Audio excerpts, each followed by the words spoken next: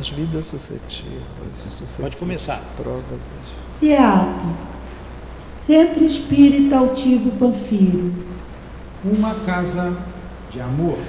Bom dia aos nossos ouvintes. Que Jesus abençoe a nossa manhã de estudos. Vamos dar continuidade ao estudo do livro O Problema do Ser e do Destino. A nossa irmã Carmen vai fazer o estudo de hoje. Vamos ler o Evangelho segundo o Espiritismo e fazer a nossa prece. É o capítulo 4 do Evangelho. Ninguém pode ver o reino de Deus se não nascer de novo.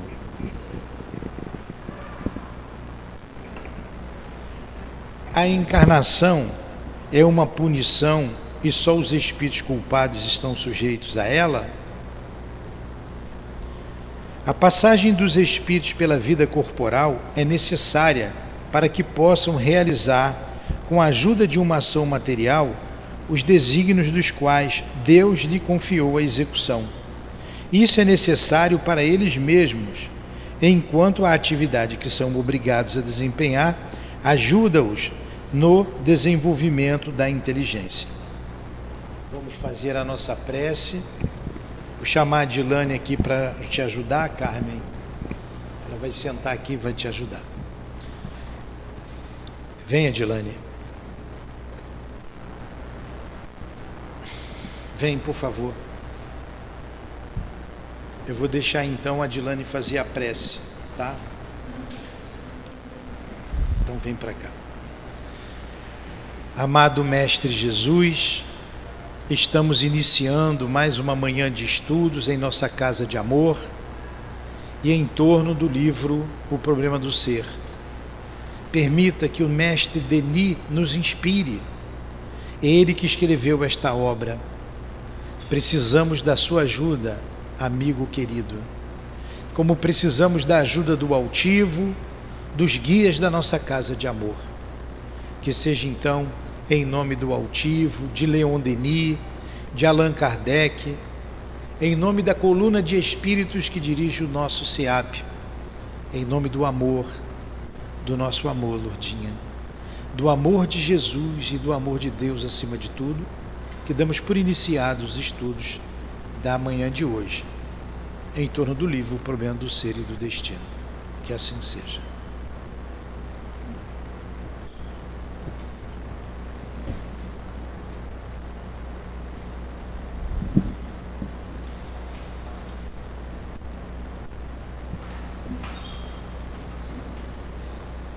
Bom dia a todos, os ouvintes que estão presentes e os que estão nas redes sociais. A gente então vai dar continuidade aqui onde o Newton parou, na obra de Leon Denis.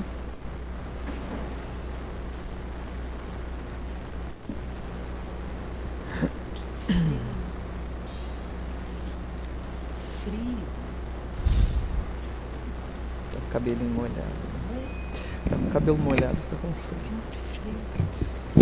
Então ele parou aqui na página 208, o problema do ser e do destino. No parágrafo aqui, eu vou ler um pouquinho antes, só para a gente relembrar. Todos estes relatos foram verificados. Os estudiosos que citamos dedicaram-se a investigações minuciosas. Puderam constatar a exatidão dos fatos narrados pelos sujeitos. Fatos que permaneciam apagados da memória deles no estado normal. Vamos ver que, por um encadeamento lógico e rigoroso, esses fenômenos conduzem-nos à possibilidade de despertar experimentalmente, na parte permanente do ser, as lembranças anteriores ao nascimento. E é o que constataremos nas experiências de F. Colavida, Marata, Coronel de Rochas, etc. Coronel Rocher. Achou? Uhum.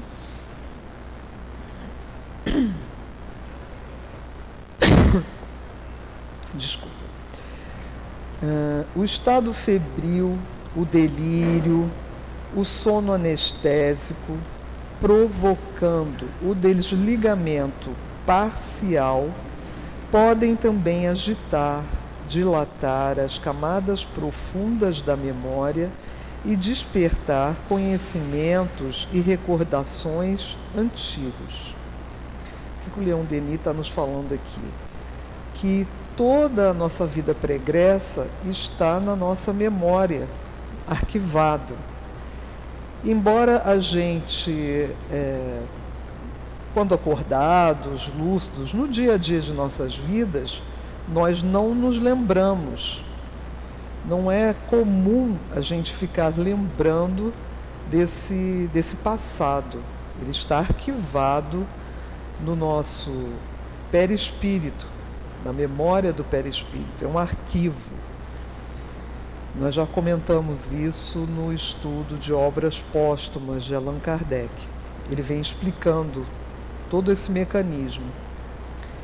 E é que ele diz que, às vezes, a pessoa em estado febril, o delírio, muita gente, quando tem uma febre muito alta, ela chega a delirar.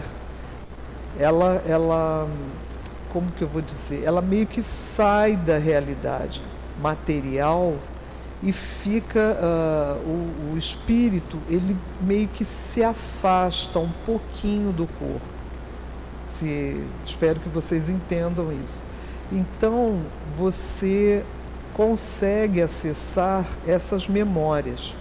Ele colocou também o sono anestésico. Muita gente que faz cirurgia e toma anestesia, recebe uma anestesia geral, que é a que faz você dormir, o espírito também se afasta, porque é um momento de sono, né? Ele se afasta do corpo, às vezes vai até para longe, muitas vezes não, fica por ali na sala de cirurgia. Mas esse momento possibilita também que você tenha algumas lembranças do seu passado, de vidas anteriores, reencarnações anteriores. Ele está querendo aqui provar que isso é possível. E essas pessoas que ele comentou aqui, né, constataremos nas experiências de Colavida, Maranata, Coronel de Rochas e etc., eles fizeram essas experiências, anotaram essas experiências para comprovar que é possível lembrar-se das vidas pregressas. Você quer ler?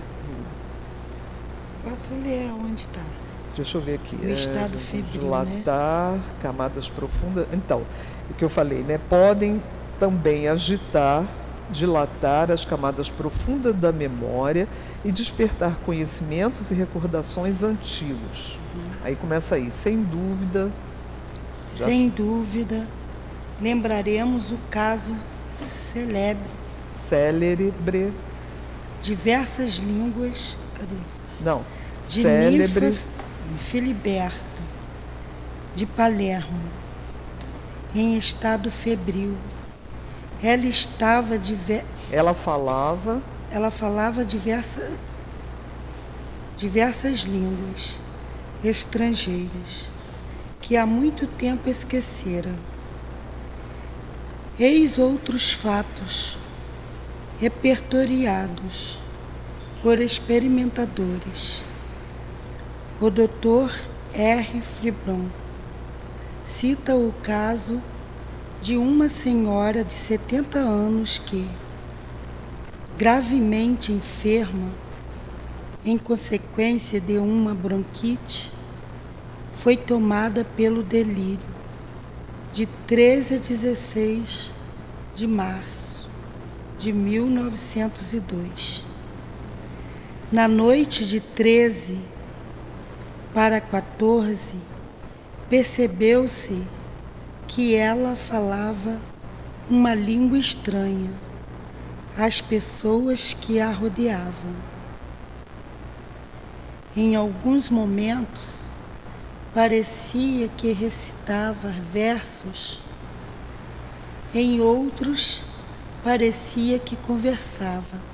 Então, aí vocês já vão tendo uma noção de que, por ela estar nesse processo físico, né, estado febril, era o corpo físico que estava em estado febril, óbvio, né? Houve um afastamento do espírito dessa senhora e ela, em delírio, né, ela começou a falar uma língua estranha às pessoas que a rodeavam. As pessoas não conheciam aquela língua, elas não entendiam o que ela estava dizendo. E às vezes parecia que recitava versos, em outros parecia que conversava. Ela estava acessando uma língua que ela aprendeu muito provavelmente em outra vida. E provavelmente ela falava essa língua com desenvoltura, nos mostrando que a pessoa viveu em outro lugar. Então não era uma invenção, não era uma maluquice dela. Ela estava rememorando involuntariamente aquela linguagem que ela outrora usava. Ela repetiu diversas vezes. Repetiu diversas vezes a mesma composição. Em versos, acabou-se de descobrindo que a língua era o indostano. Indostano. Indostano, o que é isso? Não tenho a menor ideia. É uma língua, né? Que a língua era o indostano. Eles foram pesquisar e viram que a linguagem era indostano. Isso aí eu tinha que pegar ali Deve ser na da internet. Índia, né? Alguma Parece, coisa.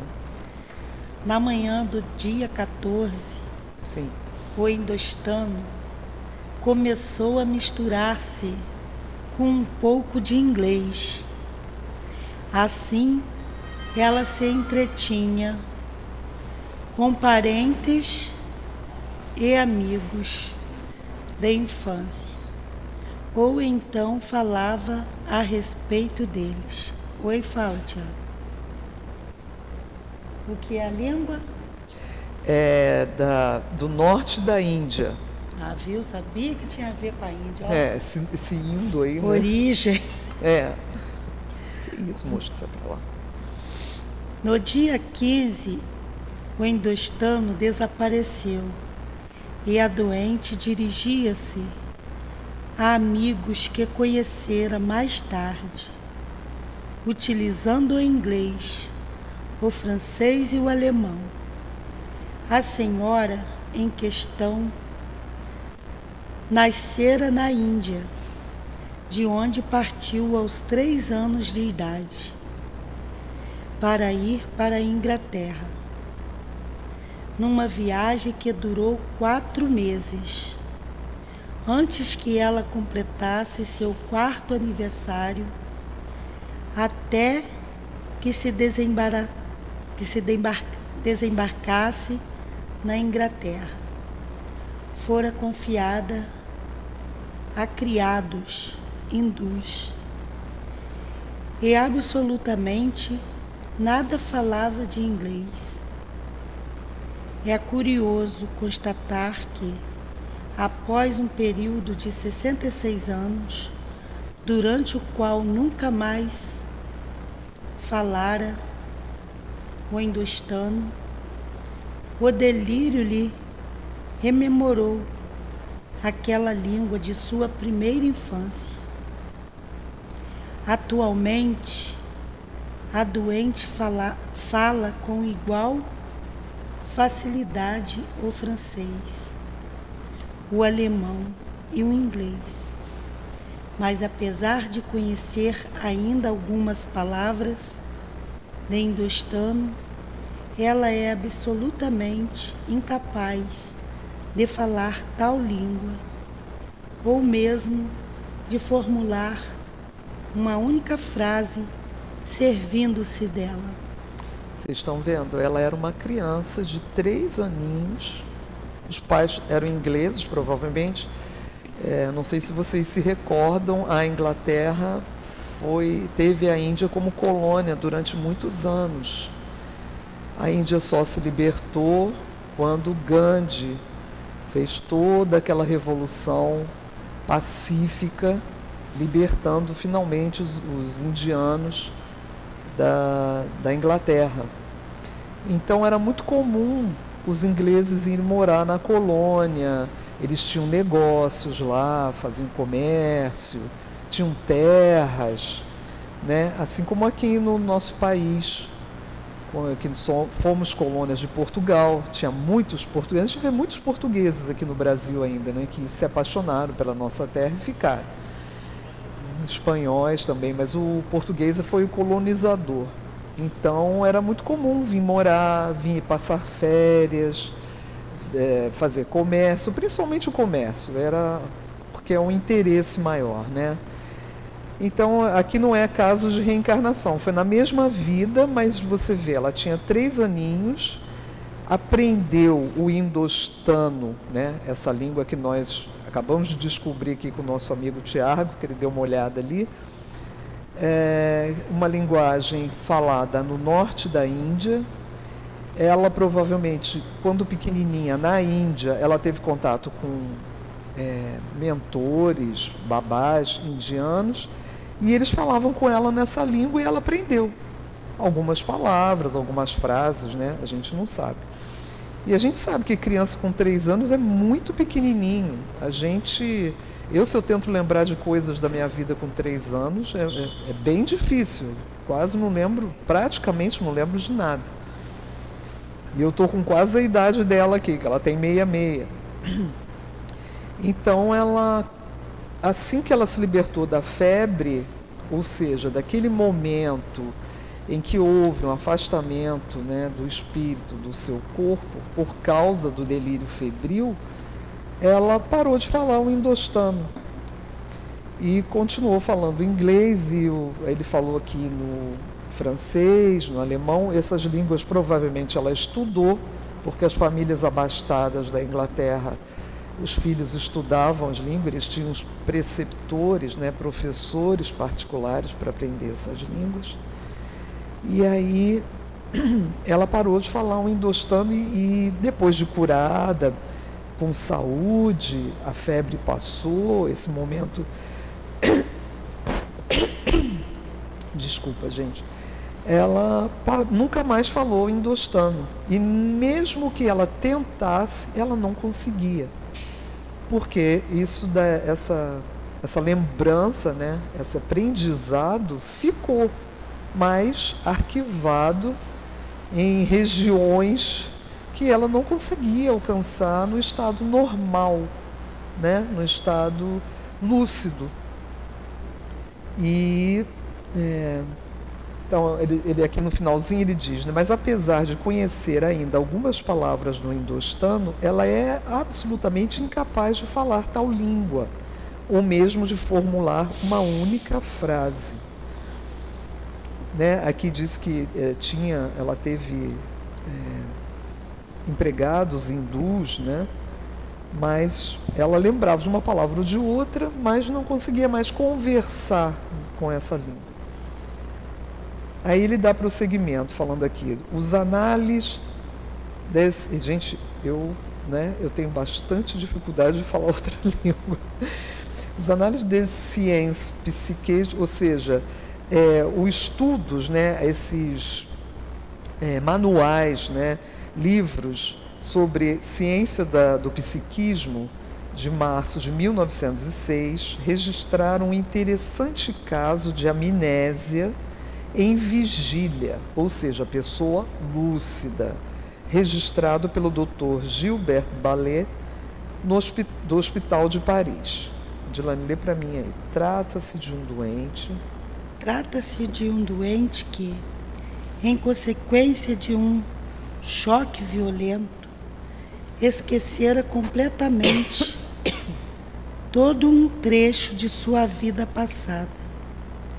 Lembrava-se muito bem de sua infância e de fatos bem longínquos, mais uma lacuna instalou-se no lugar de uma parte de sua existência mais próxima, e ele não conseguia recordar-se dos acontecimentos ocorridos durante este período de sua vida. É o que se chama amnésia retrograda. Retrógrada. Cuidado. Seu nome é dado e tem 50. Seu nome é Dadá e tem 50 anos. Ou é Dada, sei lá. De 4 a 7 de outubro passado, fez-se um vazio absoluto em sua memória. No dia 4, tendo deixado seus patrões, que o empregavam como jardineiro em uma propriedade perto de Neves, apareceu no dia 7, sem saber como. Não sei de que cidade é essa, não. Às portas da exposição. De que modo realizou essa viagem? De que modo realizou essa viagem? Ele o ignora. E, apesar de todos os seus esforços, não consegue ter a menor lembrança. Então, nesse caso, já é outra situação, né? Ele sofreu um choque violento que ele não descreve aqui pra gente. E ele esqueceu um trecho da vida. Ele não esqueceu a vida toda. Por isso que ele chama aqui amnésia retrógrada. Normalmente as pessoas que sofrem algum choque, um traumatismo craniano, choque mesmo elétrico, alguma coisa traumática, eles podem perder a noção de muitas coisas na memória recente. E aí a pessoa, quando é muito grave, a pessoa nem lembra de quem são aqueles da sua família. Aí os familiares falam: você lembra de mim? Eu sou sua mãe, eu sou sua esposa. E a pessoa não lembra. Todo mundo é estranho. É como se ele, assim, aquilo tudo da vida dele se apagasse. É como se as portas de todo o arquivo que ele tinha, recente, se fecham. Deve ser horroroso, né? Deve ser uma situação bem difícil para a pessoa. Mas no caso desse, ele se lembrava da sua infância e de fatos bem longínquos. Mas uma lacuna se instalou no lugar de uma parte de sua existência mais próxima. E ele não conseguia recordar-se dos acontecimentos ocorridos durante este período de sua vida. Aí dá o nome da pessoa, ele já era um senhor, né, uma pessoa de 50 anos, e houve aquele vazio absoluto. Então ele diz aqui, no dia 4, tendo deixado seus patrões que o empregavam como jardineiro, ele saiu do trabalho, da casa que ele trabalhava, na cidade de Nevers, apareceu, e ele reapareceu no dia 7. Então, 3 dias depois, ele retornou, sem saber como, em Liège, às portas da exposição. De que modo realizou essa viagem? Ele ignora. E apesar de todos os seus esforços, ele não conseguia se lembrar daquele trechinho. Como é que eu cheguei aqui nesse lugar aqui, que é Liège, né? O trabalho dele é em Nevers, a casa que ele trabalhava. E ele apareceu em Liège, foi parar em outro lugar. Aí o Leon Denis continua explicando. Mas eis que este doente é mergulhado na hipnose e logo depois todos os incidentes daquela viagem reconstituem-se nos mínimos detalhes, com a lembrança das pessoas que encontrara. Esta é a 4ª crise de amnésia nervosa de Dada. Adormecido, recorda-se do que esqueceu no estado de vigília, simplesmente porque se encontra de novo em estado de condição segunda, isto é, no estado em que se achava no momento do ataque de amnésia. Este caso também nos remete às leis e condições que regem os fenômenos de renovação da memória das vidas anteriores.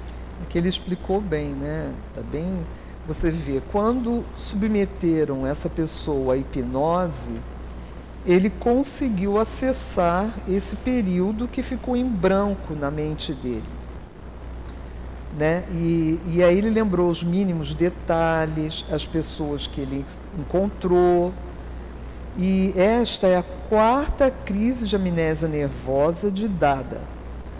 Adormecido, recorda-se do que esqueceu no estado de vigília, simplesmente porque se encontra de novo em estado de condição segunda, isto é, um estado em que se achava no momento do ataque de amnésia.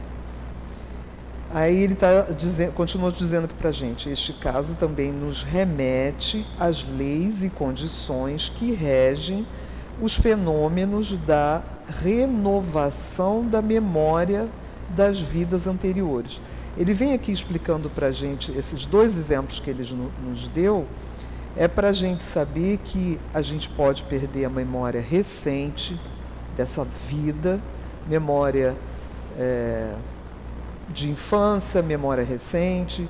No caso daquela senhora, ela não perdeu a memória, ela simplesmente despertou uma memória, abriu um arquivo da infância de 3 anos dela, da linguagem que ela aprendeu com 3 anos. Criança aprende tudo, né? Ela imita, ela ouve muito bem, e ela retornou a falar aquela linguagem por causa da febre.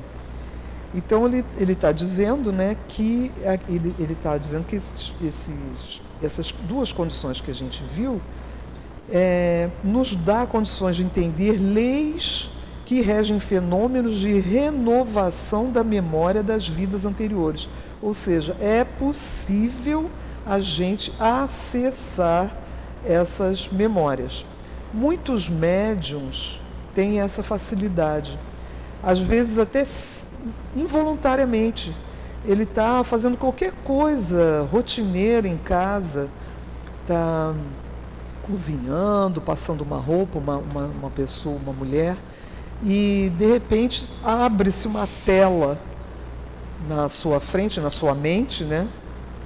E ela vê por alguns segundos uma cena de um período antigo, com uma pessoa vivendo uma experiência, né? E ela tem certeza que aquela pessoa é ela. Muitas vezes ela não enxerga a pessoa como a gente vê um filme, ela se enxerga naquela situação. Eu estou falando isso porque eu já passei por esse período, por esse processo. Para mim é bem claro isso daí. Eu me lembro que uma vez, conversando com um amigo na varanda da minha casa, a gente conversando amenidades, era um dia de verão, a gente sentado assim na soleira da porta, a gente conversando, e ele é um amigo muito querido, uma pessoa que eu gosto muito.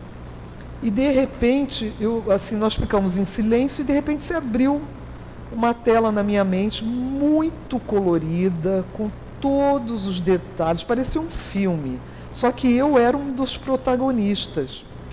Eu me vi em outra cidade, num lugar, um terreno, assim, como que eu vou dizer, meio árido. O sol batia na minha pele, era um calor, estava um dia quente. Eu estava com uma roupa, eu era um homem, Eu sei porque eu olhei para o corpo assim, eu olhei para o meu braço e falei, que é isso? Um braço enorme, sabe? Segurando uma espada com a mão esquerda, né? Então não era destro, né? E eu estava com uma roupa que eu não sei precisar direito, eu conheço história, mas não muito bem a vestimenta, né? Parecia aquelas roupas de romano, com capacete, com aquela roupa que parecia uma saia, mas não é bem uma saia, são umas tiras de couro para proteger os joelhos e as pernas nas batalhas. Ou usava uma sandália, eu olhei para o meu pé e falei, esse não é meu pé, eu não tenho um pezão desse. E eu era uma pessoa muito alta, e esse amigo veio falando comigo, vencemos a batalha. E eu olhei em volta, tinha um monte de gente morta, muito sangue. Gente, essa experiência ficou marcada para sempre na minha vida. E eu me lembro, me arrepio todo quando eu lembro. Eu me lembro que eu olhei para ele, ele era maior do que eu, ele não tinha o mesmo rosto, era homem, certo, ele veio homem muitas vezes, né? E ele estava vestido com uma roupa tão bem como a minha, só que ele parecia ser um superior meu, né? Se eu imagino que fôssemos de um exército, né? Ele era um ser superior. E ele veio comemorar comigo, vencemos, meu companheiro, e me abraçou. E ele estava muito feliz, mas eu não. Eu estava triste. Eu olhava para aqueles jovens, eu acho que eu devia ser subalterno, né? Eu era mais velho que ele, devia ser tipo um sargento. E ele, sei lá, um capitão, alguma coisa, eu não sei como é que... Trabalhava todo mundo. Isso. E eu olhei aquelas pessoas caídas, mortas, eram todos militares. E havia pessoas com a mesma vestimenta que as nossas e pessoas com vestimenta, provavelmente nossos inimigos. E eu olhei aquilo, assim, eu fiquei muito triste de ver tanta gente morta, muitos jovens.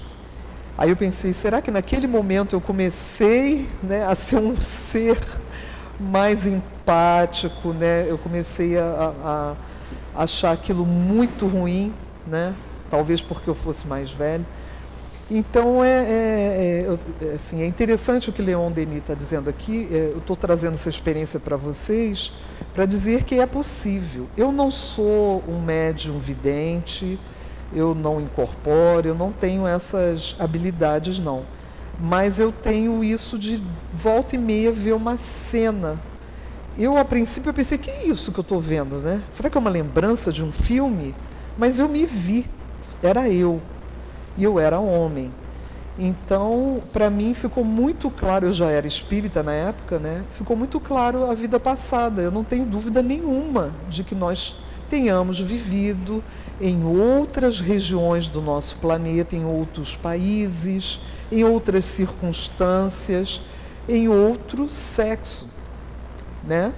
Eu fiquei muito impressionada, falei com esse meu amigo, ele ficou todo feliz, e ele é militar hoje, eu acho que ele gostou, veio trazendo isso, ele é da Marinha, e ele achou muito bacana, ele também é espírita, e falou, caramba, Carmen, então é de lá que a gente se conhece, e nós somos muito amigos, eu gosto muito dele. Ele não é mais um guerreiro, uma pessoa ponderada, é um amor de pessoa, graças a Deus eu acho que a gente melhorou, mas temos isso no nosso passado, né? Foi uma experiência. Vocês me desculpem eu ilustrar essa minha experiência, mas eu acho que fica fácil de compreender. É um exemplo que eu estou dando, porque como fui eu que vivi, eu não estou aqui contando o que alguém me contou, eu não estou mentindo para vocês, é uma realidade.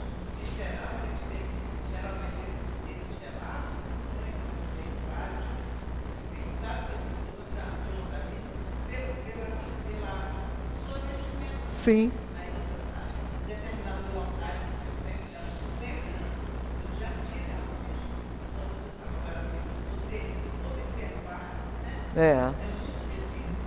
A nossa companheira aqui está falando que ela também já teve essa experiência e que às vezes é difícil a gente compreender, né, se observar e tudo, e eu tive essa certeza.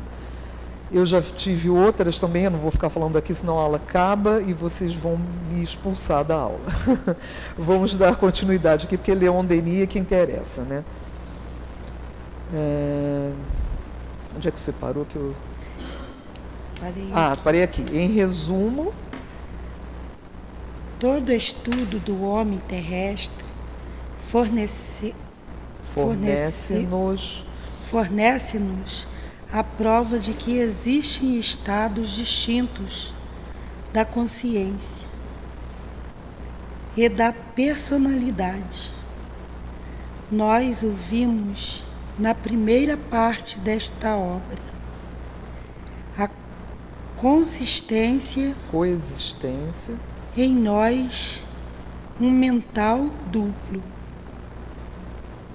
cujas partes se unem e se fundem por ocasião da morte, é atestada não só pelo hipnotismo experimental, mas também por toda a evolução psíquica.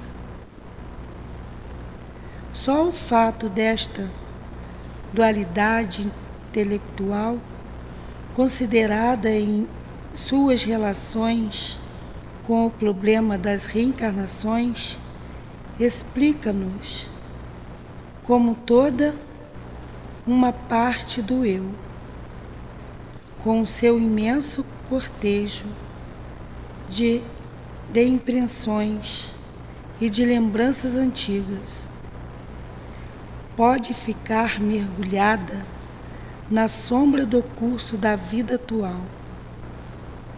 Ele está dizendo que você pode nunca cessar essas lembranças, né? Ficar mergulhado, usou mergulhada, né?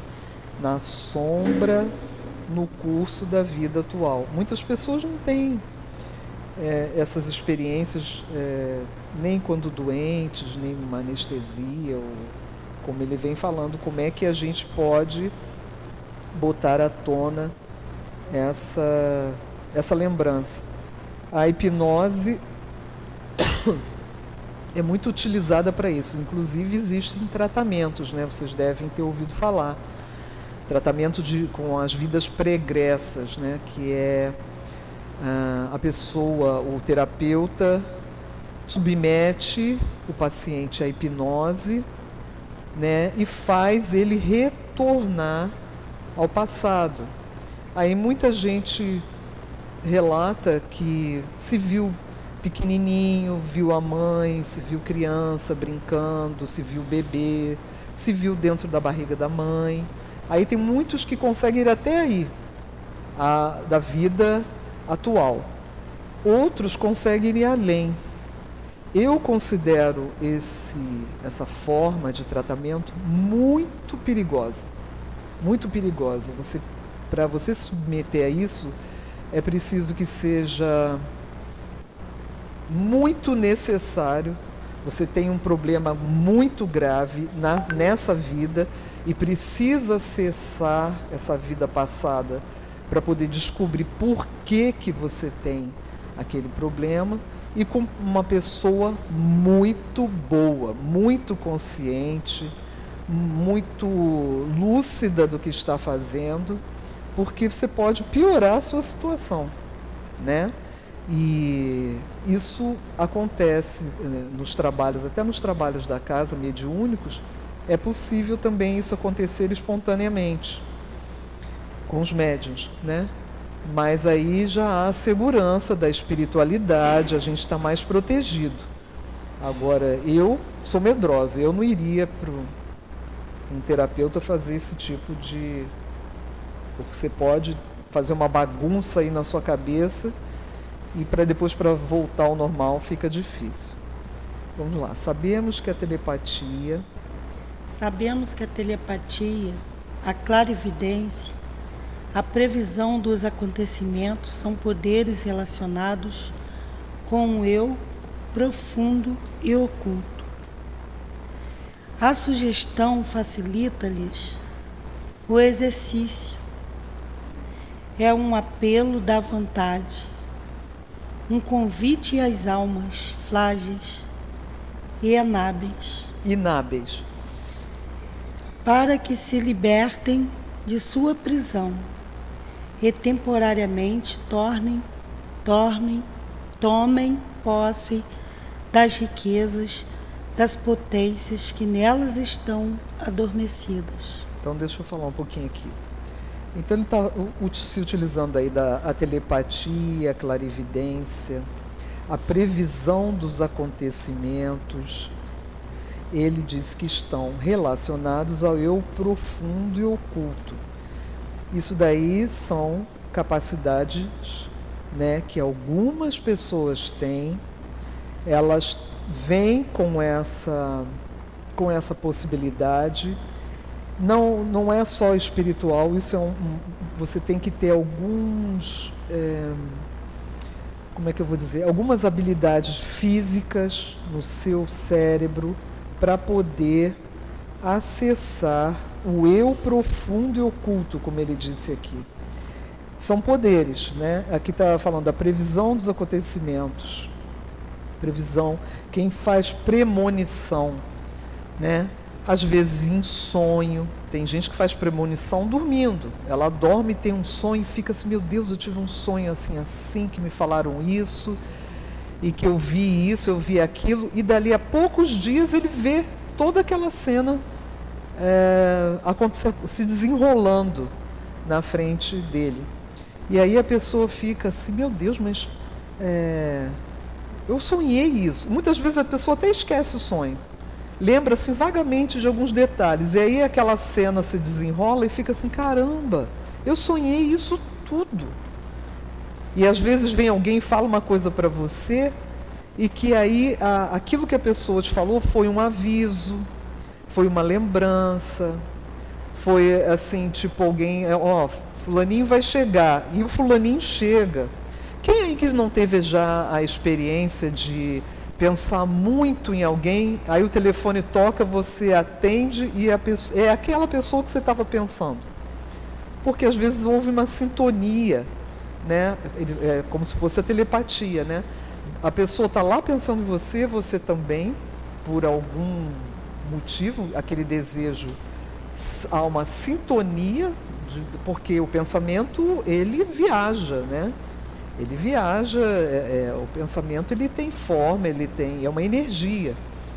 E aí você capta a pessoa também e fala, vou falar com a fulana. E aí você atende e é aquela pessoa que você acabou de pensar. Ou então chega na sua casa, né? A pessoa toca a campainha, caramba, eu estava pensando em você agora, né? Então, ele está falando que são poderes, né, relacionados com o eu profundo e oculto. Não é uma coisa que está acontecendo direto, né? Mas volta e meia isso acontece com algumas pessoas, mesmo que elas não sejam médiuns. Médiuns que eu digo assim, ostensivo, né? Aquele médium que enxerga, porque, segundo Kardec, a maioria de nós tem mediunidade, uns mais evoluída, mais desenvolvida, e outros mais uma intuição, mais uma sensibilidade, né? Mas essa mediunidade intuitiva, ela pode se desenvolver? Sim, pode. Você fica assim, eu nunca vou ser médium. Aí você começa a trabalhar numa casa espírita, começa a sentir coisas, ver coisas, sonhar com isso, você fica, meu Deus, o que é isso que está acontecendo comigo? É aquela sensibilidade já latente, que já estava lá, e ela começa a florescer, a se abrir como uma flor, né? É mais uma possibilidade. Gente, vamos lembrar, a mediunidade, ela não é um castigo, ela não é uma coisa ruim que acontece na sua vida, ela é só mais uma possibilidade que lhe foi dada para você evoluir. Você pode fazer uso da sua mediunidade, seja ela qual for, para o bem, né? E no momento que você começa a usar mais essa ferramenta, eu considero assim, uma ferramenta, você pode ajudar mais as pessoas, porque a pessoa que não tem mediunidade, ela ajuda também, não significa que ela não possa ajudar. Todo mundo se ajuda, né? Fazendo uma prece, levando uma medicação, dando uma carona, isso tudo é ajuda, estando com a pessoa quando ela está doente. E a mediunidade, ela é bastante importante para a gente desenvolver a nossa capacidade de entendimento. A gente vai compreender melhor o mundo espiritual, que é o nosso mundo real, né? Isso aqui que nós estamos vivendo é uma passagem, é mais uma possibilidade de aprendizado, da gente passar pelas provas que precisamos passar, pelas expiações, né? E é isso. Então, ele está dizendo aqui, a sugestão facilita-lhes o exercício.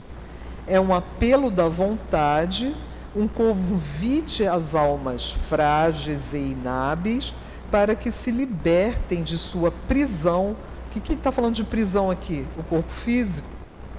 E temporariamente tomem posse das riquezas, das potências que nelas estão adormecidas. É isso que eu acabei de falar. Então, a sugestão, que sugestão é essa? Às vezes a hipnose, às vezes o trabalho na casa espírita, o trabalho na igreja evangélica, na igreja católica. Você começa a sintonizar com a espiritualidade e vai aos poucos abrindo esses canais. Vamos terminar esse parágrafo, né? Porque já está na hora. Pode falar, os passes magnéticos. Você achou? Achei. Os passes magnéticos desfazem os laços que prendem a alma ao corpo físico, provocam seu desligamento. Então, a sugestão da própria pessoa ou de um estranho executa seu trabalho, exercendo-se com mais intensidade. Sua ação não é aplicável somente no despertar dos sentidos psíquicos. Acabamos de ver que ela pode ainda reconstituir o encadeamento das lembranças gravadas nas profundezas do ser. Parece que, em certos casos excepcionais, esta ação pode exercer-se até mesmo no estado de vigília. Meres fala sobre a faculdade do subliminal,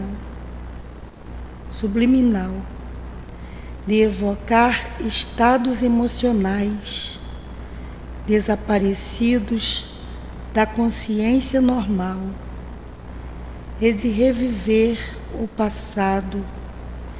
Este fato, diz ele, ocorre frequentemente com os artistas, cujas emoções revividas podem ultrapassar em intensidade as emoções originais. Nesse ponto aqui que ele diz, fala sobre a faculdade subliminal de evocar estados emocionais desaparecidos da consciência normal. Estados emocionais que você viveu e que você nem lembra mais, né?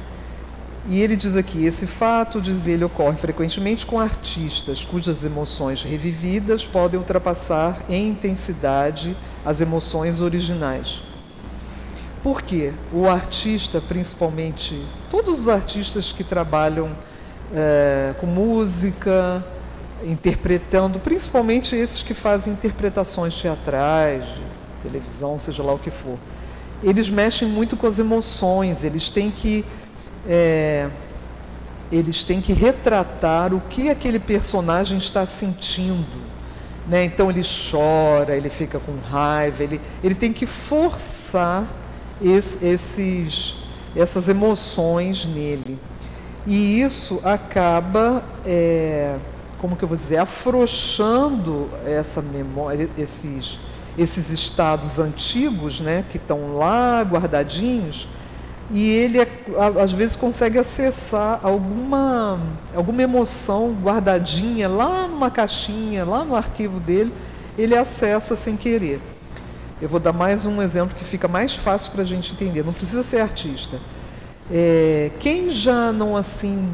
Vou dar um exemplo bem banal. A gente está no shopping caminhando, sozinhos normalmente, porque quando tem outra pessoa a gente está conversando e fica mais difícil, mas sozinho.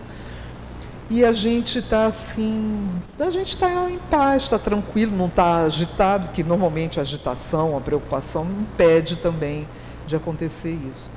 E aí toca uma música no shopping, ou então numa loja, uma música que você gosta, uma música bonita, e aí aquilo, você escuta aquela música, ou então quando você está vendo um filme na televisão, ou está ouvindo o rádio, você coloca para tocar umas músicas numa rádio que você gosta, e aquela música vai lá dentro de você e puxa uma emoção. Quem é que nunca teve isso? Pode ser uma alegria que você lembre, ai meu Deus, aquilo foi tão bom, ou então uma tristeza. Te traz, assim, às vezes as lágrimas, porque você lembrou de você abriu um arquivo de um momento triste, que você nem lembra o que foi. E aí você fica assim, você às vezes chega às lágrimas e pensa assim, meu Deus, por que eu estou chorando com essa música? Né? É alguma coisa que está no seu arquivo e te lembra alguma coisa. Muita gente até lembra o que foi, né? Lembra de uma pessoa querida que você não vê mais, né? Lembra de um momento super feliz com o seu filhinho, com a sua filhinha, com a sua mãe, né? E aí você fica feliz, poxa, isso me lembra uma coisa tão boa. Você está acessando um arquivo involuntariamente também, né? Aqui ele fala muito dos casos em que você se utiliza de algum meio externo, né, para acessar, passe magnético, né, a hipnose e tudo mais. Mas assim, eu estou trazendo essa experiência para dizer mais uma vez que não precisa ser médium, isso pode acontecer. Gente, a gente vai ter que encerrar por aqui, continuar na próxima aula, porque já deu a nossa hora, eu até já passei um pouquinho. E a gente vai retornar aqui na página 211, no parágrafo em que diz: o mesmo autor emite opinião. Tá bom? Na próxima aula, na próxima segunda, a gente continua. O Newton continua daí. Quer fazer a prece? Posso fazer? Então vamos fazer a nossa prece. Vamos elevar nossos pensamentos ao nosso amado Mestre Jesus, ao nosso Pai Celestial.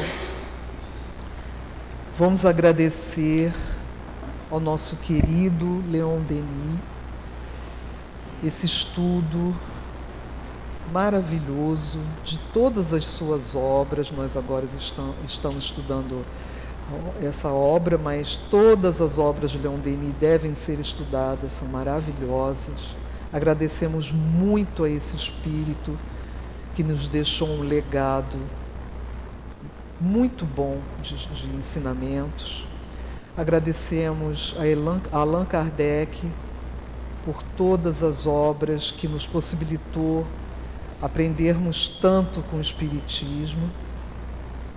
E vamos agradecer aos nossos amados espíritos dessa casa, mentores, guias, protetores que nos amparam com tanto carinho, com tanta tolerância e paciência, né? Toda essa coluna de espíritos amorosos que nos ajudam, nos ensinam a vibrar no amor dessa casa, que possamos retornar aos nossos lares, aos nossos pontos de origem em paz, guardados pelo nosso Mestre Jesus, e que possamos, na próxima semana, retornar a esse estudo maravilhoso para o nosso desenvolvimento como seres luminosos em que ainda estamos despertando. Obrigada, Mestre Jesus. Obrigada, Senhor Altivo. Obrigada, Leon Denis. Obrigada, acima de tudo, ao nosso Pai, por tudo que recebemos na casa querida. Graças a Deus.